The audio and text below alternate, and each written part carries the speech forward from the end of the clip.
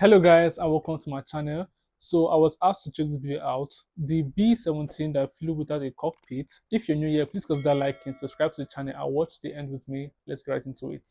It was the 14th of July, 1944, a thunderous evening.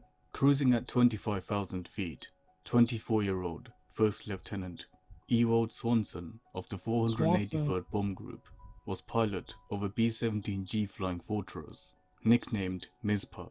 Its tail number 42-32-109. Their mission was to strike at the very heart of the Nazi stronghold in This is Budapest, World War Hungary. II. The formation consisted of 60 flying fortresses, and as they entered Hungary, they were bombarded by relentless curtains of thick flak.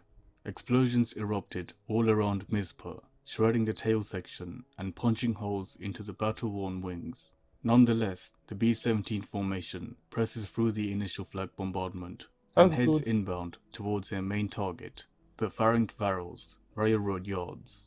This was one of the most heavily defended and strategically vital targets of the late war, critical for the movement of troops, equipment and oil, keeping the German war machine alive. Now, just seconds away from the target, Bombardier 2nd Lieutenant Kenneth Dudley lines up the Sperry bomb site and successfully releases their bombs. All of a sudden, chaos erupts. A Flak 88 round lands square on the nose of Mizpah. The nose explodes, vaporizing the bombardier and the navigator, whilst covering the front of the fortress in blood. The nose peels off above the aircraft, and shrapnel from the cockpit ricochets throughout the cabin, piercing wing gunner Sergeant Wesley Tucker. How is this alive?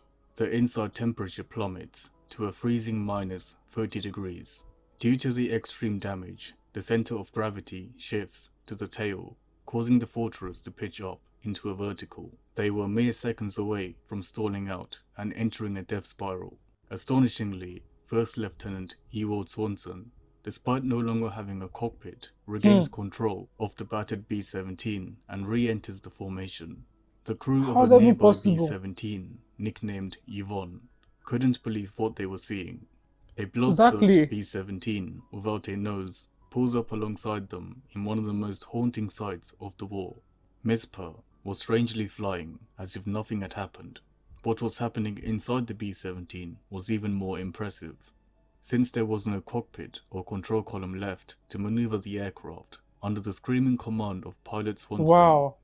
This man is extraordinary. Like, for you to do this, my fear for height alone will not allow me to survive in this situation. I'll just tremble to my own end. Like, wow. It's not really talked about.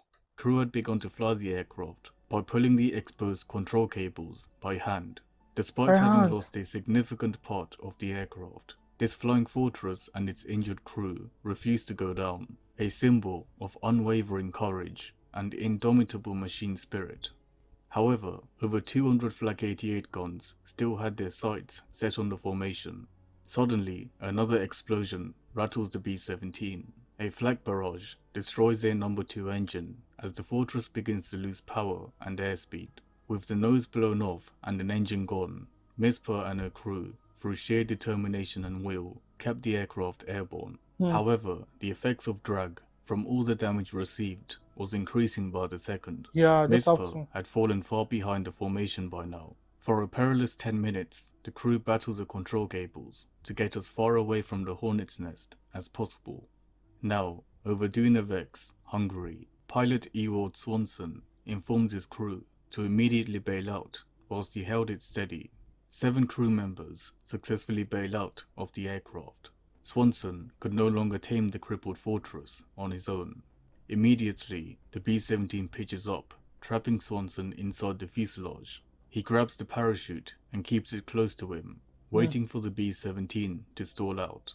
As the fortress comes to a standstill, Swanson takes the opportunity. It's so crazy he was with it to the end.